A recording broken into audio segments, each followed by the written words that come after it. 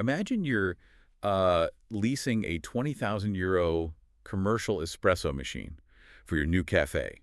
It's gorgeous, it's top of the line, and for the first month, I mean, it works The perfectly. honeymoon phase. Right, exactly. But then, on a busy Tuesday morning, it just completely breaks down, like it's spitting out cold water everywhere. That's a nightmare. Yeah, so you do the logical thing. You call the leasing bank in Munich that you pay like 500 euros to every single month, and you tell them to send someone to fix it. And legally, they can just tell you to go away. And the crazy part is, they are completely right. It is entirely counterintuitive, I know, because, well, in a standard transaction, money buys a working asset, right? And the person collecting the money is responsible for that asset. Right. But commercial leasing in Germany fundamentally breaks that expectation. Which is wild. Welcome to today's deep dive, everyone. We are tailoring this specifically for you. We know your situation. You're an English speaker. You're dealing with a commercial leasing contract in Germany.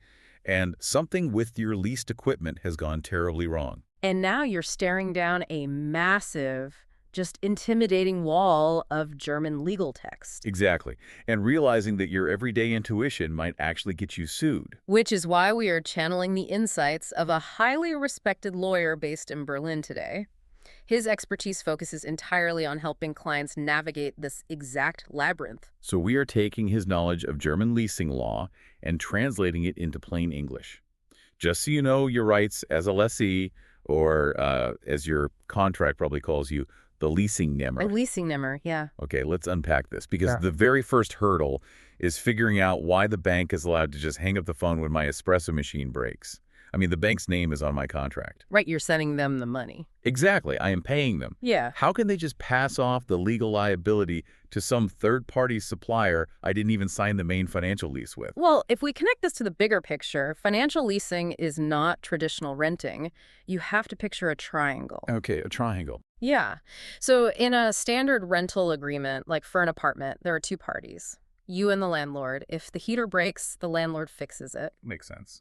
But in financial leasing, there are three distinct parties. There's you, the lessee. There's the leasing company, which is usually a bank. They're the lessor.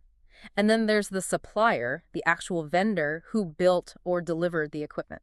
So the bank is essentially just a giant wallet.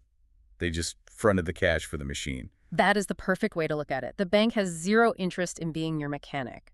So they use standard terms and conditions. In Germany, these are the AGB, the Allgemeine Geschäftsbedingungen. The dreaded AGB, the fine print. Exactly. And they use those to completely exclude themselves from typical rental warranties. To make this legal, the bank performs what is called an Abtretung. An abtitum. What does that mean practically? It's an assignment of rights. They take all the warranty claims that they technically hold as the official buyer of the equipment, and they transfer those rights directly to you. Wait, so they are saying, we legally own this machine, but we are handing you the legal right to sue the manufacturer if it breaks. Yes, exactly. And because they have handed you that power, you have a strict legal duty to assert your claims primarily against the supplier first. Wow. You cannot demand the leasing company fix it unless pursuing the supplier becomes, completely impossible. Okay, it's essentially like buying a refrigerator with a third-party credit card. If the fridge is broken, the credit card company doesn't send a repairman. No, of course not. They tell you to take it up with the appliance store directly. That's a great analogy. It's exactly like that. So the bank has forced me to deal with the supplier. Fine, I call the supplier. But what exactly do I tell them? Does every single hiccup count as a legal defect? Or am I going to get laughed off the phone if I complain about something minor? Well, you need to establish that there is an actual Mangel, which is the German legal term for a defect. A mangle, got it. But German courts define a Mangel very strictly. It has to be a deviation from the contractually owed condition, and it must negatively affect your ability to use the item. A deviation from the contract. Okay, so if I lease a commercial oven that is rated to hit 400 degrees Celsius and it tops out at 200, that's a clear deviation. That is a mangle. That is a classic defect, yes. But you have to be careful because the law draws a very hard line on what a defect is not. Oh, like what? For instance, if the oven never shows up on delivery day or it arrives 3 weeks late, that is not a defect. Really? What is it then? That is a performance disruption, which triggers an entirely different set of legal rules, and a defect is certainly not normal wear and tear either. Okay, what if the problem isn't the machine itself, but the market. How do you mean? Let's say I lease a fleet of high-end e-bikes for my tourism business, but it rains all summer and I just don't get enough customers to cover the lease payments. Can I argue the equipment is useless to me and therefore defective? No, absolutely not. That is classified as a pure economic risk. So the rain is my problem. Exactly. The legal stance is that the e-bikes work perfectly fine. Your business model is what failed. The lack of profitability is entirely on your shoulders. Ouch. Okay, so let's assume I have a genuine physical mangle. The e-bike motors are spontaneously catching fire. A very clear defect. Right. So if those bikes are unusable, my instinct is to just, cancel my monthly direct debit to the bank until they fix it. No working bikes, no money. That's my financial leverage. Right? Oh, please do not do that. If you do that, you are walking straight into the most fatal legal trap in German leasing law. We call it the silent sufferer mistake. Why is that a trap? I mean, it seems like common sense to stop paying for something that is broken. Because you are treating it like a standard consumer purchase.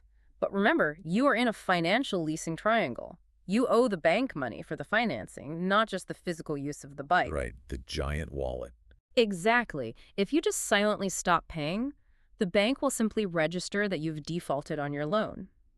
Under Section 536C of the German Civil Code, the BGB, you are legally required to make a proper and immediate defect notification. Is there a term for that? Yes, it's called a Mängelanzeige. A Mängelanzeige? Yeah. So I can't just withhold money. I have to formally raise my hand and document that the equipment is defective. Immediately. If you delay reporting it, or if you just park the broken bikes in a shed and sulk, your legal rights are temporarily suspended. Suspended, just like that. Yes. You cannot claim any remedies. The law expects you to mitigate damages by speaking up right away. So I send an email. I tell the supplier, the bikes are broken, fix them.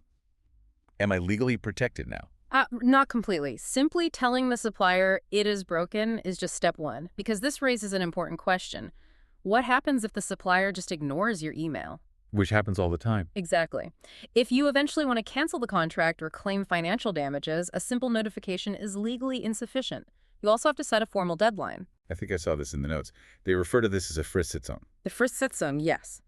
You have to give the supplier a clear, reasonable time frame to perform what the law calls supplementary performance. So basically a hard deadline to either repair the defective item or replace it. Right. If you complain endlessly on the phone but never put a formal deadline in writing, you cannot legally escalate the situation to cancel the deal.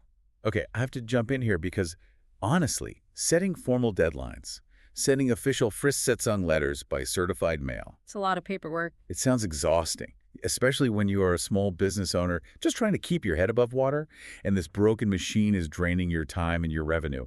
Isn't there any fast track? Actually, well, there is. If we look closely at the framework, there is a powerful tool that operates almost entirely in the background. See, here's where it gets really interesting. Yeah. Going through the lawyer's notes, there is a legal shortcut that works in your favor automatically, provided you didn't mess up the initial paperwork. You are looking at the Minderung, the rent reduction.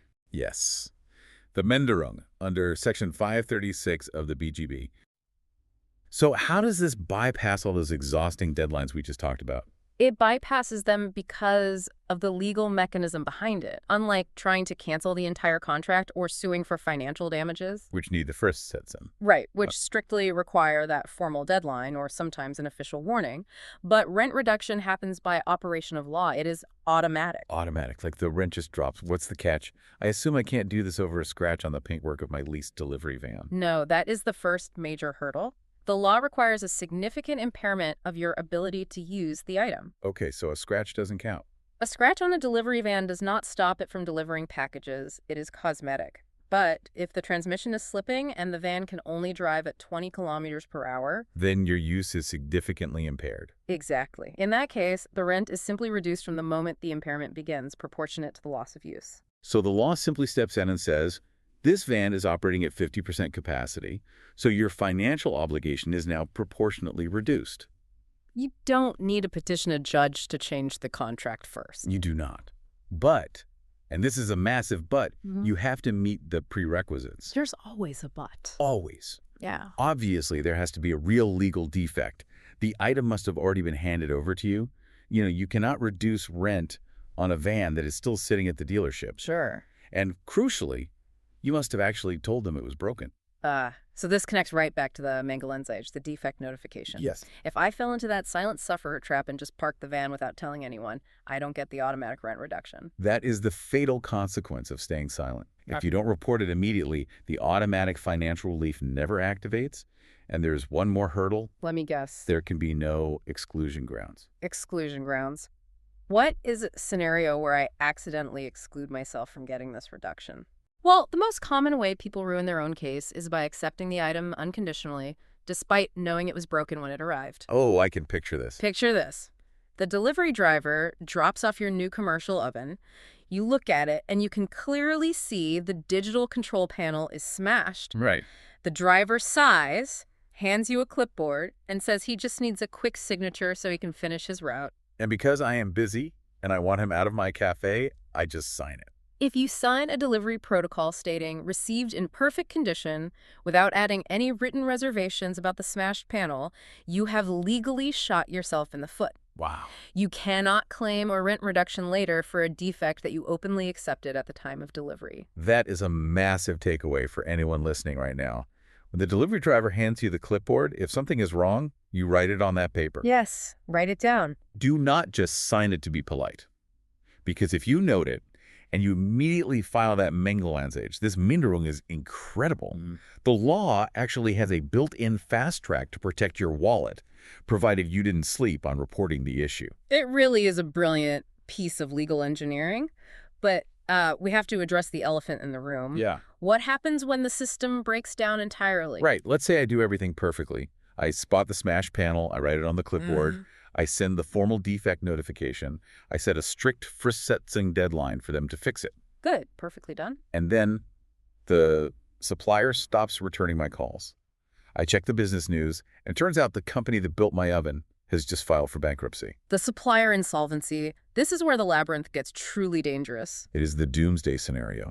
Because earlier we said the leasing bank passed the baton to us.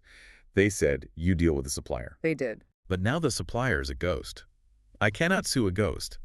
And yet, I am still technically on the hook for monthly payments to the leasing bank for a broken machine that no one is ever going to fix. This brings us to the unwinding of the contract. Let's assume you exhausted your options with the supplier.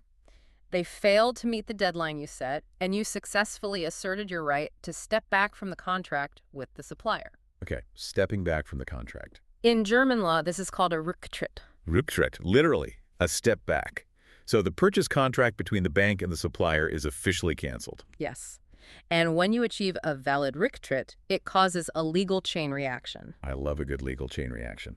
Under Section 313 of the BGB, the leasing contract you have with the bank suddenly loses its business foundation. The German term for this concept is Wegfall der Geschäftsgrundlage. Wegfall der Geschäftsgrundlage. The falling away of the business foundation. Exactly. Think about it from the law's perspective. The entire singular purpose of your financing contract with the bank was to fund the use of that specific physical asset. Right, the espresso machine. If the purchase of that asset is legally unwound because it is irreparably defective, the very foundation of the financing arrangement ceases to exist. It vanishes. Because of this, the leasing contract is subsequently unwound as well. Your payment obligations to the leasing company end. Okay, I understand how that works in a normal cancellation where the supplier gives the money back to the bank. But we are talking about bankruptcy here. We are. The supplier went under. The money is gone. Who bears the risk of that missing money? Does the bank turn around and force me to pay off the rest of the broken machine to cover their losses? This is the million-dollar question, and it is incredibly good news for you, the listener. By law, the leasing company, the lessor, bears the risk of the supplier's insolvency. Wait, really? The bank takes the hit, not me. The bank takes the hit. What's fascinating here is how fiercely German law polices this boundary. Because leasing companies know this is the law, and they absolutely hate it. Oh, I bet they do. So they get very creative with their standard terms and conditions, the AGB. Let me guess. They try to sneak a clause into the fine print. They do it constantly. They will draft a dense paragraph buried on page 12 that essentially says, in the event of supplier insolvency, the lessee remains fully liable for the duration of the lease payments, regardless of equipment defects. That's sneaky. Yeah. So they deliberately try to make the small business owner act as, like, An insurance policy against the bank's own bad vendor choices. Precisely. But here is the critical legal reality. Under German law, any standard AGB clause written by a leasing company that tries to shift the burden of the supplier's insolvency onto you is legally invalid. It is completely void. So what does this all mean? Are you telling me that even if my contract explicitly says in black and white that I have to keep paying if the supplier goes bankrupt, I actually don't? That is exactly what I'm telling you. Just because the clause itself is illegal? Yes. The law recognizes a fundamental fairness principle here. It is fair to make you deal with the supplier for repairs because you are the one physically holding and using the equipment. Sure, that makes sense. But it is entirely unfair to make you absorb the catastrophic financial ruin of a third-party company. The leasing bank chose to finance that specific supplier's product. Therefore, the bank must bear the risk of that supplier's financial collapse. We really need to pause and think about the magnitude of this. It's telling me that right now, across Germany, there are likely thousands of people diligently paying off broken, useless equipment simply because they read a clause in their contract, assumed it was ironclad, Yep. and never realized the words keeping them financially trapped were legally void the moment they were printed. It is a mathematical certainty. People assume that if a bank put it in a printed contract, it must be legally enforceable. They don't push back, and they end up paying for a ghost asset. That's heartbreaking. It is, which is exactly why understanding the underlying mechanics of these laws is so vital. It is not just about knowing what the contract says. It is about knowing what the contract is legally allowed to say. That is a phenomenal balancing of the scales. They can pass you the baton for the maintenance headaches, but they absolutely cannot pass you the baton for a total corporate collapse. They cannot have it both ways. They Right. cannot separate themselves entirely from the risks of the physical asset while still demanding guaranteed profit if the asset's creator vanishes into bankruptcy. Wow. We have covered a massive amount of ground today, navigating from standard contract terms to bankruptcy protections. So let's distill the absolute core advice for the listener who is staring at that broken piece of equipment right now. Good idea. First and foremost, you have to understand the leasing triangle. You must deal with the supplier first. Do not just blindly demand repairs from the leasing bank because they have legally assigned those rights and those headaches to you. And second, avoid the silent sufferer trap at all costs. Never withhold your lease payment out of frustration without formal documentation. Right. You must file a formal defect notification, the Mendelonsage, immediately.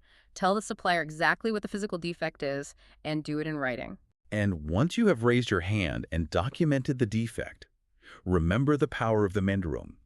If your ability to use the equipment is significantly impaired, the law automatically reduces your rent obligation. Exactly. You do not need to jump through the hoops of formal deadlines for this specific relief. Just make sure you didn't blindly sign a delivery receipt accepting a broken machine. And finally, rest easy knowing the ultimate safety net. If the absolute worst happens and the supplier goes completely under, German law is on your side. The leasing company bears the insolvency risk, and they cannot use tricky fine print to make their bad investment your financial ruin. Which leaves us with one final provocative thought. If leasing companies are willing to put legally void clauses into their standard contracts just to see who will blindly comply, what other ironclad rules in your business agreements are actually just bluffs waiting to be called? It is the difference between being a victim of the paperwork and being in total control of your business. That's all for today. Thanks for joining us on this deep dive.